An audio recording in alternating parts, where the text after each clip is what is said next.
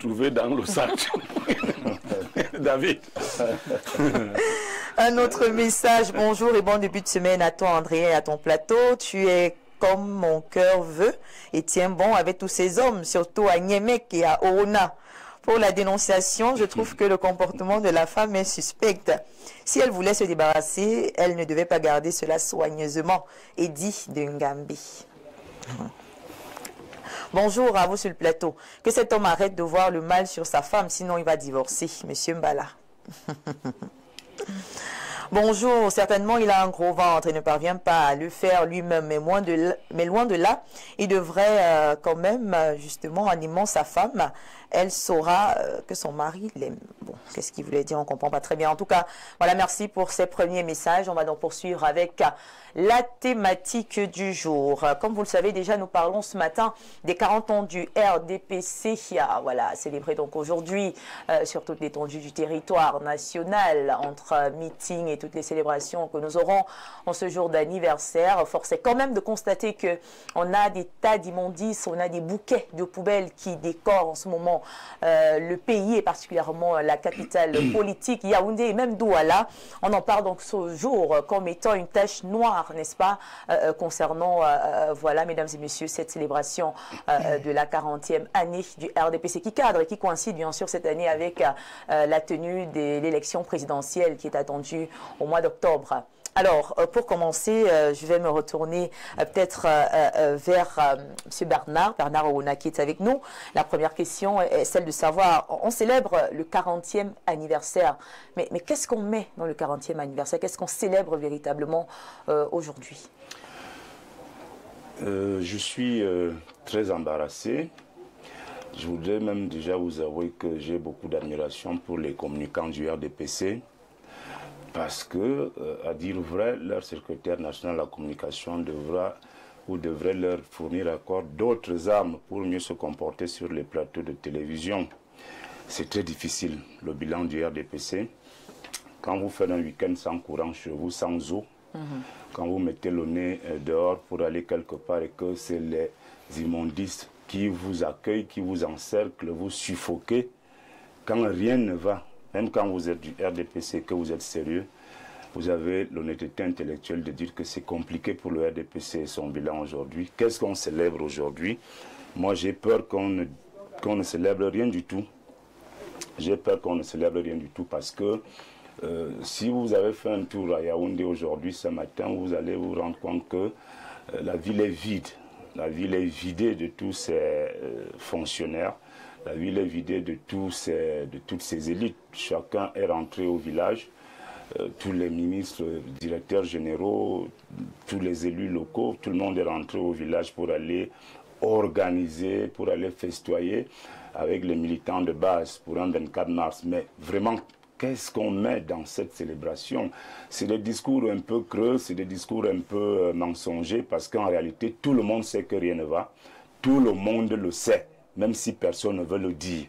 Moi, je suis militant du RDPC, je ne prie personne pour le dire, je ne prie même pas le secrétaire général Jean Côté, il dit ce que lui veut dire, comme il a dit dans une interview l'autre jour à Cameroun Tribune. Non, rien ne va, rien ne va. Vraiment, je suis désolé. Je vous dis que faire 2 jours à Yaoundé sans courant, sans eau, rien que ça. Donc, le RDPC qui est parti au pouvoir, qui a tous les leviers du pouvoir, doit s'investir davantage pour que nous ayons la lumière. Le RDPC doit s'investir pour que nous ayons l'eau. Le RDPC doit s'investir pour que le niveau de vie des Camerounais essaye un peu de monter et puis bagarrer, lutter vraiment sérieusement contre l'inflation galopante qui étouffe les Camerounais. Les gens vivent très mal. Il faut le savoir. Aujourd'hui, pour ceux qui fréquentent les bars, les ventes emportées, vous voyez des bières qui vont déjà à 1000 francs, une bouteille de bière. Une bouteille de bière à 1000 francs. Vous voyez ça? Il y a beaucoup de gens qui aiment boire la bière de temps en temps quand ils sont dans des difficultés pour essayer de se remonter le moral. Et je crois que le RDPC, pour beaucoup dans les malheurs du Cameroun aujourd'hui, des Camerounais, il faut le dire. Tu es RDPC? Je suis du RDPC. je suis en train de dire que le dire, critiquer ce qui se passe aujourd'hui, ne pas être contre le RDPC. Il vaut mieux que certaines personnes au sein du RDPC aient la capacité de le dire comme ça. Je vais sortir pour illustrer un peu ce que je dis. À Berrios, pour lui dire que par le passé, il y a 25 ans, pour ceux qui ont la mémoire éveillée, ils se rendront compte que par le passé, à 25 ans, le ministre Grégoire Owona a écrit un ouvrage intitulé « Un bateau dans la tourmente ». Ça résume tout ce que j'ai dit là. Hein. Ça, il y a 25 ans. Donc, le ministre Grégoire Owona, le secrétaire général adjoint du comité central du RDPC, il a écrit un ouvrage « Un bateau dans la tourmente ». Il faut aller lire ce livre. Il y a aussi le professeur Dieudonné Oyono, qui a écrit un autre ouvrage il y a également plus de 25 ans. Celui-là s'intitulait « Un parcours vital ». Donc, quand vous lisez ces deux ouvrages, vous allez comprendre que c'était peut-être à l'époque ce qu'on voulait appeler les modernistes du parti. C'était des modernistes du parti avec les Mila Assouté et bien d'autres personnes. Donc je pense que c'est bien que nous soyons critiques vis-à-vis de notre parti parce que nous voulons que les choses changent. Moi, je veux que les choses changent. Je ne peux pas être dans un pays, dans une capitale, en 2025, je n'ai pas d'eau, je n'ai pas de courant et j'applaudis le RDPC. D'accord, merci beaucoup. Alors, je me retourne cette fois-ci vers M. Simon Messengue, qui est donc communicant du RDPC ce matin et justement avec qui on va revenir sur cet aspect parce qu'il faut le dire, on parle bel et bien d'un 40e anniversaire, mais voilà, le RDPC qui ne cesse de vanter ses mérites. Est-ce que ça ne vous dérange pas, à un moment donné, de célébrer avec autant de poubelles? Dès l'entame de mon propos, j'ai dit que 377 sections sont parées dans la célébration des 40 ans du RDPC. Et vous nous parlez de 12 sections. Vous nous parlez de Yaoundé, vous nous parlez de Douala. Est-ce que le Cameroun se résume seulement à Yaoundé et Douala? Vous êtes allé à Garoua. La ville est très belle. Elle est très propre. Vous êtes allé à Bertois. C'est très beau là-bas. Moi, j'ai eu l'occasion de faire une tournée nationale ces 3 derniers mois. Ce que j'ai vu m'a davantage fait aimer le Cameroun, aimer mon pays, être fier de le vanter. Je suis juste curieux qu'on résume l'immense travail du RDPC à un problème ponctuel, la salubrité dans les villes de Yaoundé et de Douala, dont le Premier ministre lui-même a décrié et a instruit et met la pression sur ceux qui doivent faire ce travail de le faire. C'est un problème. Et on résout les problèmes. Qui dans la vie n'a pas de problèmes? Tout le monde. Vous en avez, non? Tout le monde en a. La qualité d'un grand homme, c'est de savoir diligenter les problèmes qu'il rencontre. Et donc, le Cameroun, ça, les problèmes et les résout. Le Cameroun, Yaoundé et Douala vont le résoudre comme Garoua, Maroua, Ngaoundéré. Bamenda, la ville qu'on appelle la ville future. J'ai été là-bas le 26 octobre. J'ai vu une très belle ville en construction, mais à une vitesse remarquable. Très belle, très propre. J'ai été à Bouya, c'était très bien. Et donc, je pense que Yaoundé et Douala ont un problème, ils doivent le résoudre. Mais cela n'empêche pas de se rendre compte que, évidemment, il y a des choses très bien qui se passent dans ce pays-là. Et vous avez très bien fait d'intituler « Tache noire ». Ça veut dire que dans cette auréole, il y a une tache noire qu'il faut résoudre. Vous avez raison. Et on doit résoudre le problème de la salubrité, donc la gestion des ordures à Yaoundé et à Douala. Sauf qu'on en parle quand même depuis pas mal de temps. C'est vrai que ce sont des villes qui sont des villes cosmopolites, qui sont très grandes. D'ailleurs, vous allez vous rendre compte que, pour le cas de Yaoundé, Yaoundé est bâti dans 4 départements. Hier, c'était seulement le Fundi. Moi, je sors d'un quartier qu'on appelle Ozom 2. Vous connaissez où ça se trouve? Ozom, c'est un quartier de Yaoundé désormais. Ozom? Oui. Ozom 2. Ozom 2. Situé de quel côté? C'est situé à plein Colbisson. Ah, ok. Il y a la lumière là-bas, il y a l'eau là-bas. Mais il y a peut-être des poubelles aussi? Non, il n'y en a pas. Il n'y en a pas? Oui, c'est à la lisière avec le début de l'autoroute et autres, ainsi de suite, ainsi de suite. Il y en a dans certains quartiers à Yaoundé, il y a effectivement des poubelles. Vous voyez cette image qui est derrière vous là, est-ce qu'il y a la poubelle là-bas? Centre-ville, c'est une très belle image d'ailleurs. image d'extrême droite, Ouais, d'extrême droite, c'est une avec le Premier ministre. Non, c'est pas une photo montage. Non, elle n'est pas montée. Voilà, c'est une photo. Très bien. Ça veut dire que Yaoundé doit résoudre ce problème-là. Exactement. Donc, le président de la République, son Excellence Paul Biya, lors du 3e congrès, non, c'était pas le 3e congrès, c'était le 30e anniversaire du RDPC. C'était le 24 mars 2015. Il avait posé une question. Qu'était notre pays en 1985? Pour comprendre pourquoi est-ce que nous célébrons ce que nous célébrons. En 1985, le Cameroun avait deux gros problèmes. Il fallait penser les blessures des luttes d'indépendance qui sont arrivées jusqu'en 71, 80, ainsi de suite. Deuxièmement, il fallait également penser les blessures du coup d'État manqué de 1984. Justement.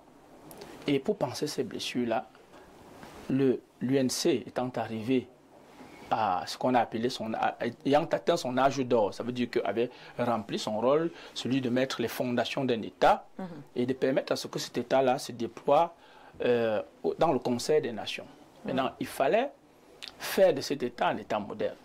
Il fallait donc un parti mieux aguerri. Et donc, l'UNC a fait sa mue, a fait sa métamorphose et s'est transformé en RDPC dans la ville future du Cameroun, Bamenda, le 24 mars. Alors, le RDPC, c'était quoi? C'était deux concepts nouveaux qui apparaissaient. La démocratie et le rassemblement. Je vous ai dit, il fallait penser les blessures de tout cela, il fallait créer une certaine cohésion nationale, et pour le faire, il fallait bien qu'il y ait un instrument politique fort qui puisse le faire. Et donc cet instrument politique fort, c'était le RDPC. Maintenant, pour vraiment ancrer cela, matérialiser cela, il fallait un concept nouveau. Il fallait libérer les intelligences. Il fallait permettre à ce qu'il y ait des libertés individuelles et autres. Il fallait qu'aujourd'hui, ce ne soit pas, qu'on ne désigne plus ceux qui doivent représenter l'État, mais que ce soit le peuple souverain et maître de son destin qui devait être capable de dire, voilà, tel et tel. D'où le concept de la démocratie. D'accord. Mais ce concept commence à prendre corps, même à l'UNC, à partir du moment où le président Paul Biya, notre président national, devient président national de l'UNC dans les années 83. Vous allez vous rendre compte que certains postes ont commencé à avoir de multiples candidatures. Et donc, en 84, donc, on a embrayé avec la démocratie. J'ai entendu des gens qui sont des nés de nouveau en politique, qui nous ont fait comprendre que c'était le vent de l'Est et l'Ouest, c'est pas très bien quoi. Mais en réalité, quand vous regardez en 1988, il y a eu ce que nous appelons souvent le renouvellement des organes de base. C'est un moment d'effervescence démocratique. Et c'est justement à ce propos, à la MESAM, à Bamenda, parce qu'on avait une section, la MESAM était juste une section, il y a eu une très belle élection de ce côté-là entre l'ancien camarade John Fungi qui est allé au SDF et l'ancien camarade tous de regretter mémoire Achidi Achou en 1988. Il y a eu vraiment une élection démocratique de ce côté qui a donné vainqueur le camarade de regretter mémoire Achidi Achou. D'accord. Vous avez après avoir expérimenté la démocratie au sein du RDPC et de concert avec la mouvance internationale de 1990, nous avons donc ouvert cela et permis que tout le peuple camerounais en profite. Il y a eu donc cette multitude de partis politiques, mais tout cela ancré dans la démocratie, et à côté de cela, il y a eu les libertés individuelles et collectives, et tout cela. Aujourd'hui, qu'est-ce qu'on fait? On fait notre démocratie. Quand vous entendez quelqu'un vous dire qu'il est dans un parti politique et il vous dit qu'il ne sait pas ce qu'on fait, on fait de la maturité de notre démocratie. Mais moi, j'ai envie de vous dire que vous avez certainement réussi des choses, hein, mais sur ce coup-là, les poubelles vous ont dépassé. Les poubelles à Yaoundé et à Douala vous ont dépassé. Non! Est-ce que c'est parce que vous n'avez pas encore un immeuble deux niveaux que ça vous a dépassé? Ce sont des challenges à relever. nous relevons des challenges tous les jours. La salubrité est un challenge à relever tous les jours, puisque la population s'agrandit à Yaoundé et Douala. Je vous ai dit que Yaoundé, par exemple, est dans 4 départements désormais, la Meufou Famba, la Meufou Kono, la Lekié et l'Onfundi. Donc hier, en 1990, ce n'était que dans l'Onfundi, vous avez peut-être une vingtaine de quartiers, vous avez 120 quartiers ou autres. Donc, de ce fait, c'est un challenge perpétuel. Maintenant, il faut mettre la pression sur les exécutifs communaux de Yaoundé et de Douala de faire leur job entièrement. C'est ça dont il est question. C'est un problème, mais ce n'est pas un échec. D'accord, merci beaucoup. Alors, avec Joseph Patrick Bala, voilà, j'aimerais vous demander, est-ce que célébrer, n'est-ce pas une fête avec autant d'insalubrité, a le même goût, a la même sensation qu'une fête ordinaire? Bon, ça n'a, je sais pas, je vais rejoindre mon invité de gauche. Je ne sais pas trop ce qu'on célèbre. J'ai l'impression que nous sommes dans un pays où on aime plus la fête, la distraction que les vrais problèmes. On a relevé les vrais problèmes tout à l'heure. Vous avez suivi le communicant du RDPC listant un certain nombre de choses qui auraient a priori été bien faites. Et il a parlé à l'entame de son propos de l'âge de la maturité, 40 ans, et l'âge de la raison. Non, en 39 ans, on a été immature pour atteindre la maturité à 40 ans. À 39 ans, on n'avait aucune raison pour entrer dans la raison à 40 ans. Donc, ça veut dire qu'en 39 ans, en réalité, le RDPC nous a burné et nous a perdu du temps. C'est ce que le communicant veut nous faire savoir. Ça, c'est d'un. Et de deux, vous savez, le RDPC a souvent tendance à se vanter de sa majorité au niveau de l'Assemblée nationale. C'est 152 députés sur 180. Au Sénat, c'est 94 députés sur 100. Mais la question que j'ai envie de me poser aujourd'hui, c'est qu'avec cette majorité-là, qu'est-ce que ces députés font à l'Assemblée nationale pour défendre l'intérêt du peuple? Le peuple qui a voté ces personnes. Comment peut-on avoir plus de 150 députés et qu'aujourd'hui le peuple soit en perpétuelle, en constance dans la souffrance? Ça, c'est un jeune qui est en train de vous parler. Le taux de chômage est va sans cesse à un rythme exponentiel, croissant dans notre pays. Ce n'est pas à moi de vous le dire. J'ai vu que le RDPC a été fondé, puis bon, on est passé de l'UNC au RDPC en 85 et c'était du côté de Bamenda. J'ai envie de poser la question au communicant qui est sur le plateau. Qu'est devenue la ville de Bamenda? Je peux répondre à cette question. Non, vous allez répondre, vous aurez votre temps de réponse. Qu'est devenue la ville de Bamenda? J'étais dernièrement pour un match de football. Et tu as dit qu'elle est en pleine construction. En pleine construction. Que vraiment les constructions là-bas, on n'avait jamais vu ça. J'y étais dernièrement pour un match de football de première division. Je suis le communicateur d'un club. Et lorsque nous sommes arrivés, le commissaire du match nous a demandé d'aller au niveau de la brigade nous signaler et qu'on se fasse escorter pour le stade. Le Yon Francis Arena, c'est à Bamenda. Et on a toujours ces images que j'ai ramenées. Là-bas, vous savez ce que les hommes qui se battent au quotidien pour maintenir la paix, sauvegarder le peu qu'il y a encore de ce côté nous ont dit. Qu'est-ce que vous venez faire ici? On a déjà dit qu'on ne peut organiser un match ici. D'ailleurs, les conditions de sécurité ne sont pas maximales pour le faire. Mais qu'à cela ne tienne. Et on a d'ailleurs informé le gouverneur des risques qu'il y avait pour la tenue de cette rencontre. Mais qu'à cela ne tienne, on va vous escorter pour votre rencontre. Par la suite, la rencontre s'est arrêtée à la mi-temps. Pourquoi? Parce qu'il y a eu des coups de feu. Ça, c'est Bamenda que vous nous avez vanté, vous nous avez dit que là-bas, de ce côté, tout se passe bien. Donc, moi, je vous donne un cas de figure. Ça, c'est quelque chose qui date d'il y a à peine 1 mois et demi. J'ai un peu visité la ville de Bamenda. Je cherche encore les endroits où il y a justement cette splendeur dont vous avez déroulé tout à l'heure. Tout simplement pour dire quoi? Pour dire que, pour revenir à la thématique, pour dire que parlant des poubelles, vous avez pris l'exemple de 2 villes et vous sous-estimez le fait que dans ces deux villes, qui font partie des deux grandes villes de notre pays. Parce que vous allez parler de Garoua, de l'Est, de tout ça. On ne va pas oublier que les deux grandes villes du pays sont Yaoundé, qui est la capitale politique siège des institutions, où il y a le palais de l'unité. Donc Yaoundé, où il y a le palais de l'unité, vit dans la poubelle. Vous trouvez ça normal? Je vais laisser Douala. Je parle uniquement du cas Yaoundé. J'étais à Saint-Mélimaï hier, où il y a des grandes festivités et tout. De 7h à 19h, il n'y avait pas de courant de ce côté-là. Ça, c'est toujours la célébration que vous vantez aujourd'hui. Non, à un moment, il faut être sérieux. Vous avez, quelqu'un a posé la question ici de savoir si Bertrand Owoné était vraiment du RDPC.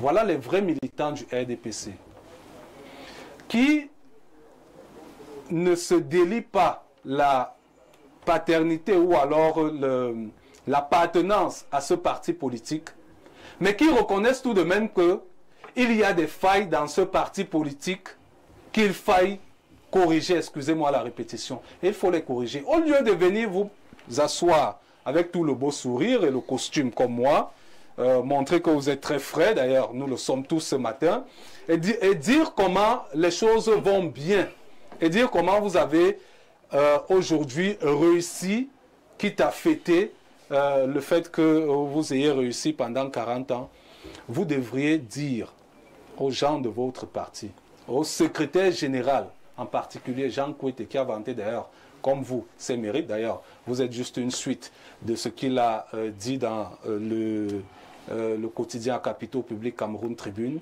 Vous devez leur dire que entre l'imagerie que vous faites de votre pays et la réalité, il y a un fossé.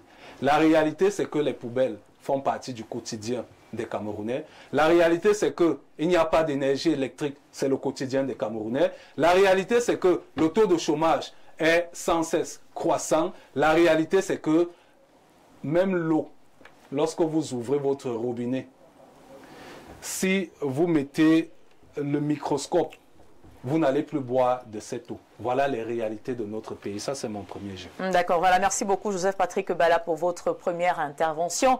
On peut donc constater, en écoutant les différents panélistes, que le bilan n'est pas très positif. En 40 ans, on peut encore dénombrer beaucoup, mais alors beaucoup de problèmes. Pas d'eau, pas d'électricité. On parle de manque de route. On parle aujourd'hui d'insalubrité qui devrait quand même être justement quelque chose de facile à résoudre. Et le pire, c'est qu'on en parle quand même depuis beaucoup de temps, mais rien n'est fait.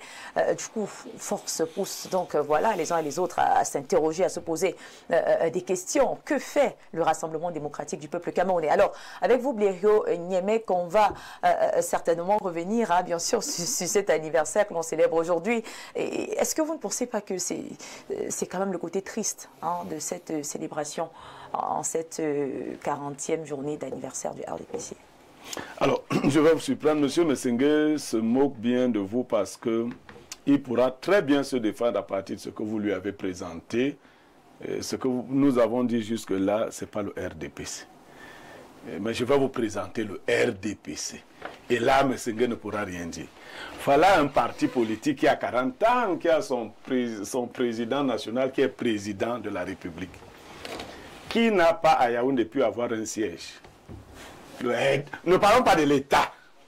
Les bandits n'ont pas pu avoir un siège dans Yaoundé. Non. Ça, c'est du banditisme.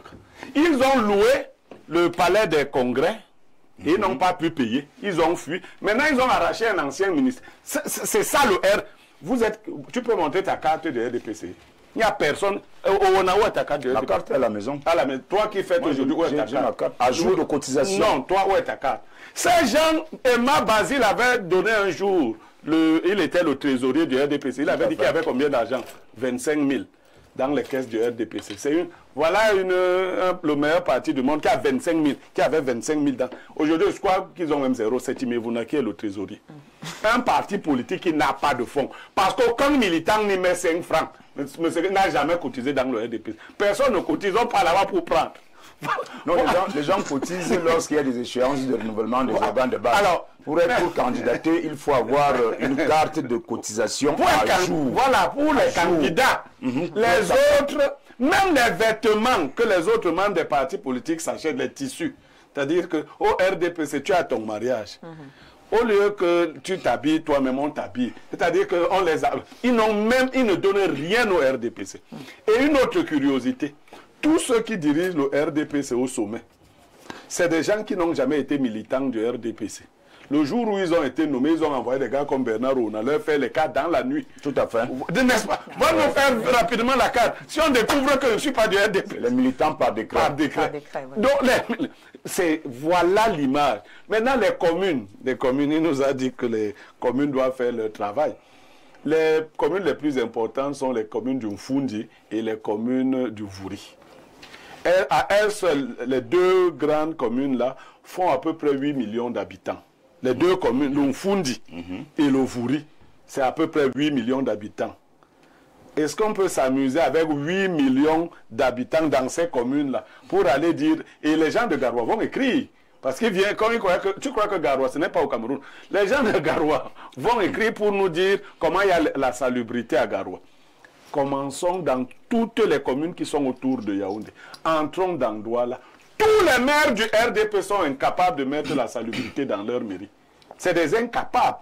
En commençant par le maire de ville, ici à Yaoundé. C'est un maire RDPC. Les 7 maires de Yaoundé sont des maires RDPC. Les 8. Oui, 7 plus 1.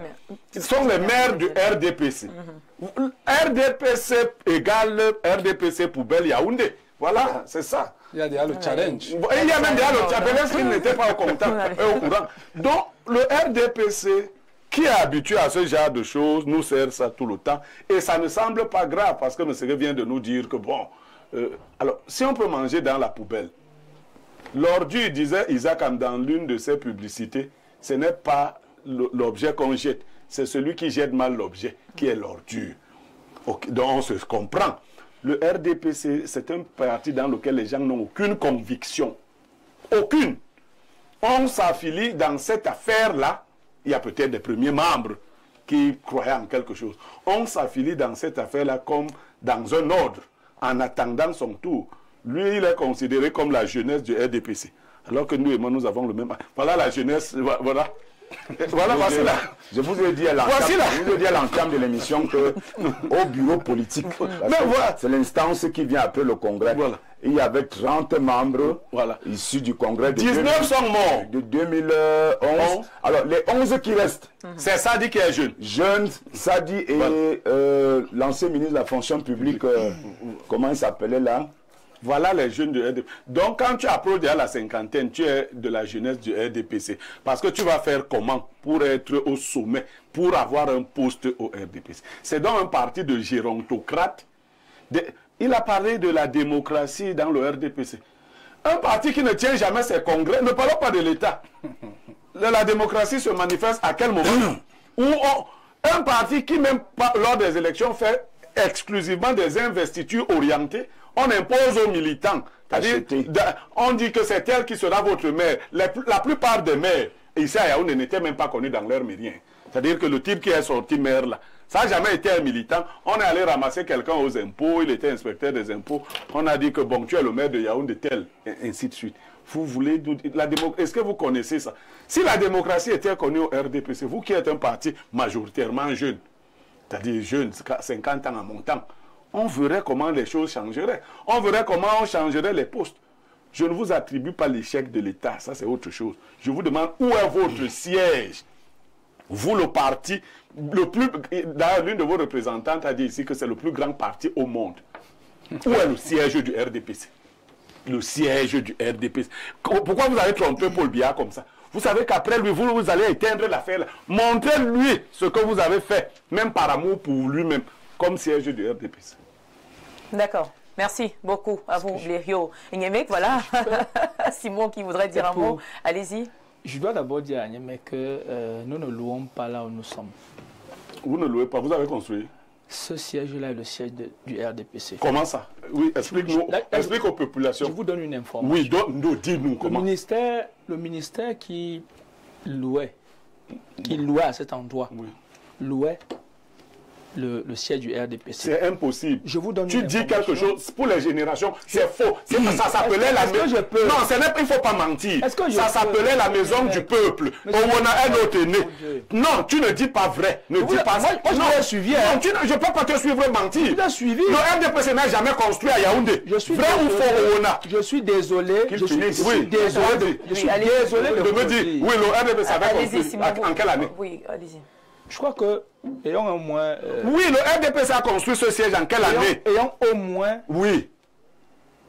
Le respect pour ceux qui nous suivent. Oui, ils nous suivent. Dis-leur en quelle année le RDPC a construit. Là, je vous donne une information. Oui, donne l'information complète. En quelle année le RDPC a construit. J'ai l'impression que vous ne voulez pas l'information. Je veux l'information, puisque tu sais que tu ne dis pas vrai. Je vous donne une information. C'est laquelle? Allez-y, on vous écoute. L'information est que là où le RDPC central se trouve, ce sont les locaux du RDPC. Et comment? Oui.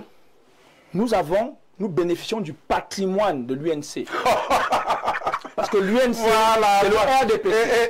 Et de deux, je vais davantage, je vous donne là une information. Quelqu'un vous donne une loupe, comment vous avez construit alors que vous bénéficiez du patrimoine de quelqu'un. L'information est l'UNC ne peut pas être le RDPC. Non, Bala, tu as été même il te dit même pas vrai.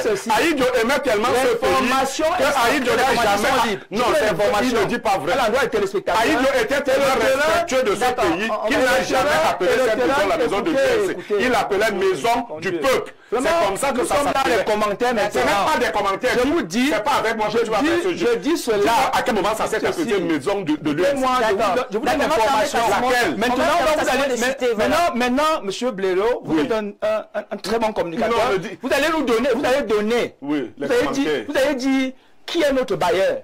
Puisque ce n'est pas notre maison. D'accord. Qui est notre bailleur. Ok, alors. Mais je vous dis, en attendant que vous trouvez ce bailleur-là, qui sera un gros mensonge, mais un grotesque mensonge, je vous dis ceci. Oui.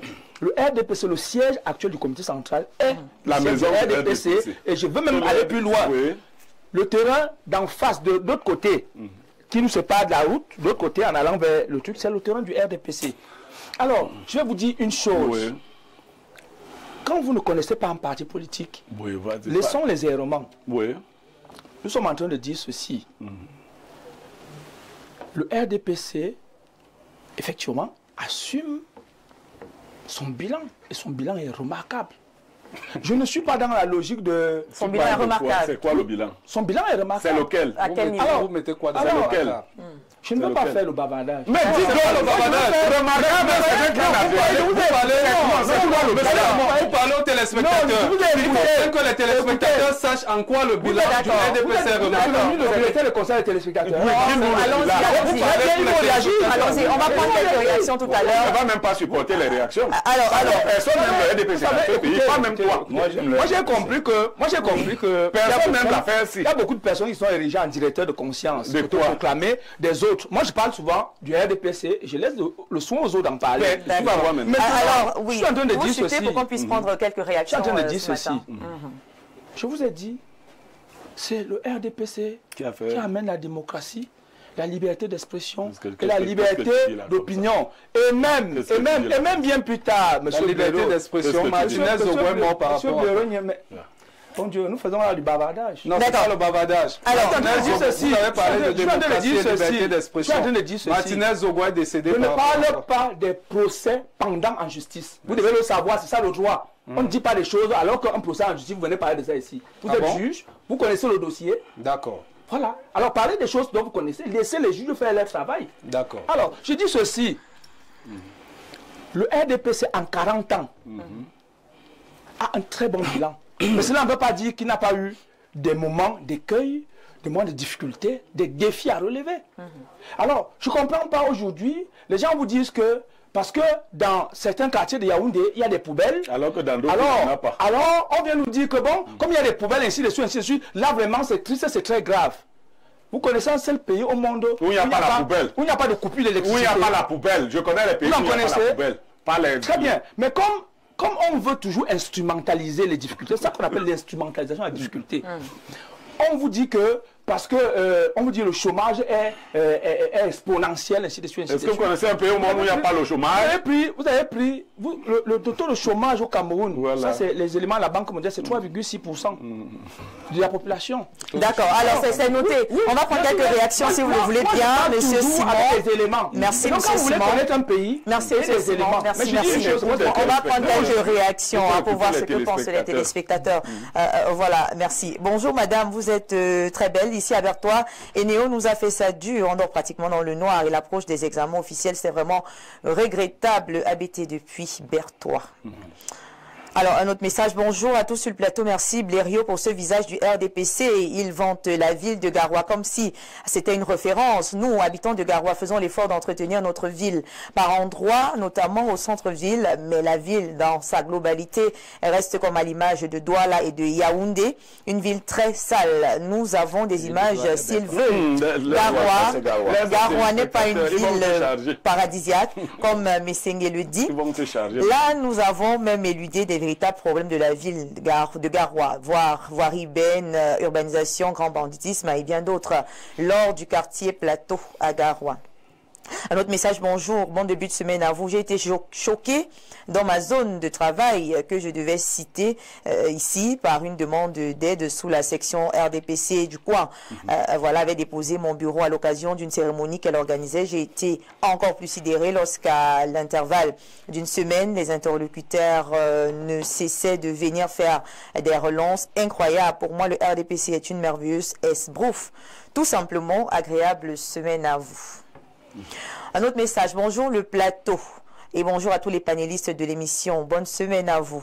Merci, vraiment Yaoundé Douala c'est déjà grave niveau salubrité et civisme, et bref à l'image de ceux qui sont responsables, pour nous rappeler qu'il y avait quoi avant.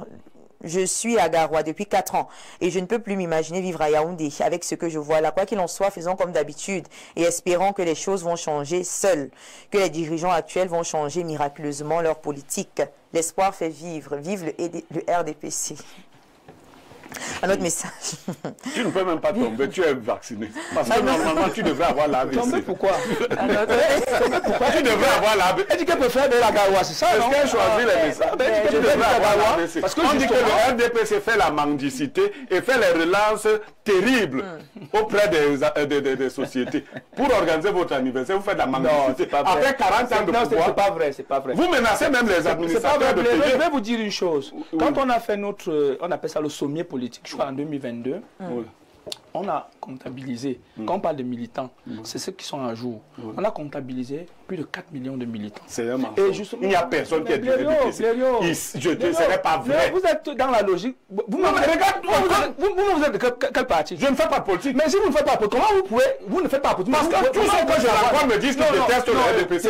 Écoutez. Donc quelqu'un... Moi, je lui ai dit qu'il était... Donc quelqu'un vous dit qu'il déteste le RDPC. Ce que toi tu fais, non. Ce que toi tu fais même au RDPC. Je voulais dire ceci.